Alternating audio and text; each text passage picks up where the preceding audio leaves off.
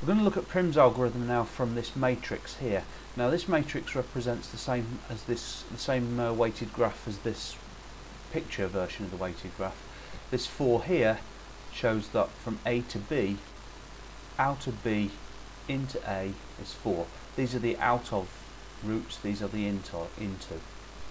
The first thing we do is we choose where we're going to start from. Now let's start from A. I think that's what we did before anyway. So we'll start from here,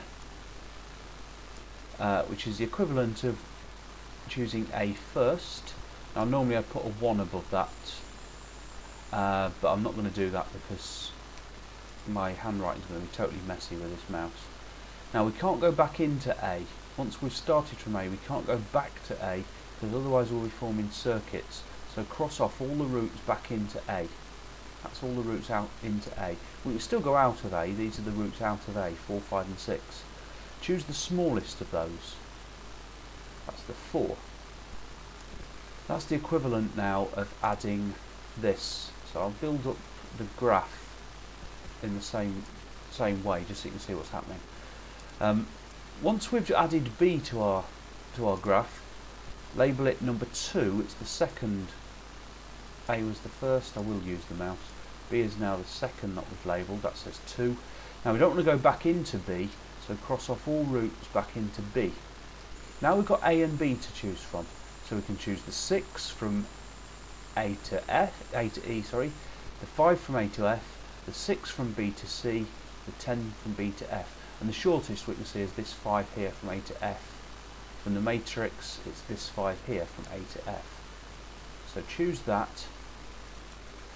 F is now added to our graph. It's the third that we added. Cross off all other routes into F so we don't form cycles. On the picture, that's the equivalent of adding that line now.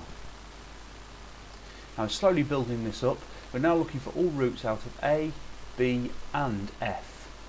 Now notice we're looking for routes out of all the numbers with all the routes out of the numbers with the letters, sorry, with the numbers above them. So we've got a 6 here, we've got a 6 here, we've got a 5 here and a 3 here. You can see the equivalents on the picture. The 3 is the best, whichever way we're looking at it. Notice even if we wanted to use that B to F label 10, we can't, because we've crossed out all the routes back into B or back into F. We can't use this 10. We've crossed them out on here. There's the 10 we crossed out there, there's the 10 we crossed out there. So either way, D is the next one we're going to add. Cross off all routes back into D. D was the 4th one we added. And that's the equivalent then of adding that one there. Now we've got D to choose from as well. 4 looks like the smallest number that we have now. I'll add it on the graph first while I've got the highlighter pen. So it's this 4 that we've just chosen. That was the smallest number under the vertices, which now are labelled with numbers 1, 2, 3 and 4. And E is now the 5th one that we've labelled. We've now added E to our graph, cross out all the routes back into E. And now all we've got to do is add C to the graph.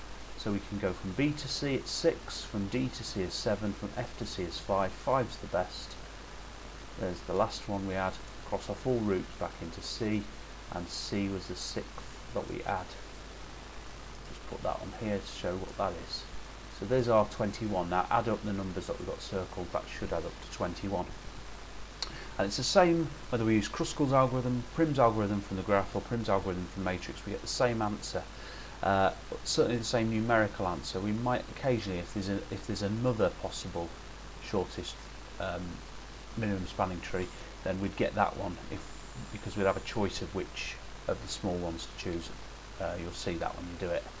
Anyway, a couple of points about this. Can't remember what they are now. I've just said a couple of points. Oh yeah, the numbers that we label up here, these 1, 2, 3, 4, 5, 6, that really serves no other purpose than showing the examiner that we've labelled it in the right order. So don't forget that. You won't get credit if you don't put those numbers above there.